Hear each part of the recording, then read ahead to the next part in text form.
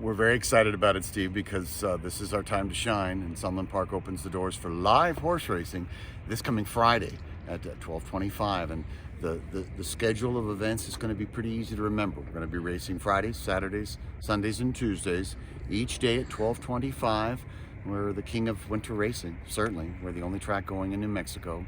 And we are doing something a bit new this year. The quarter horses get to shine on their own solely on Fridays and Saturdays. So just quarter horse racing on Fridays and Saturdays. Thoroughbreds take center stage on Sundays and Tuesdays.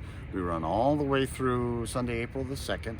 And there's more money on the line now, maybe than ever, Steve. And I think this is the 63rd season of live racing here at Sunland. Each day, horses are going to be competing for almost $300,000 a day. I think Dustin Dick said that the whole season's worth $16 million. Even the Sunland Derby on March the 26th is enriched from $500,000 to $600,000. That's really not the biggest deal about the Sunland Derby, though. The biggest allure to the Sunland Derby, to the winner, is that it's a ticket to the Kentucky Derby. You get enough points by winning our Sunland Derby that you can get into the race. And by virtue of what we've seen in recent years, take a look at what Slow Down Andy just did. He won our Sunland Derby, goes on to win the Del Mar Derby.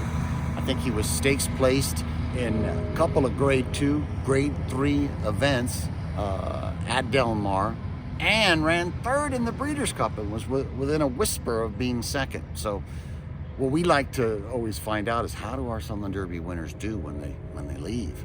And we're really thrilled about that. And I think it was Doug O'Neill's third time. And you and I talked a little bit a couple days ago about how well Todd Fincher has done. You talk about a rising star in the thoroughbred training world. He's our king here, but he's shown he can win at any track in the country. And he couldn't say that about, a horse or a trainer from here 20 years ago, but now you can. And Todd Fincher has taken that mantle. He took a couple of New Mexico breds and got them in the Breeders' Cup.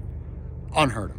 Absolutely unheard of. We're lucky that Todd's going to be here in a few minutes. He's going to showcase some of those great stars, and he still has lots of great New Mexico breds. But I can see what Todd's going for. He wants to win the Kentucky Derby. He's got the kind of horses that can do it.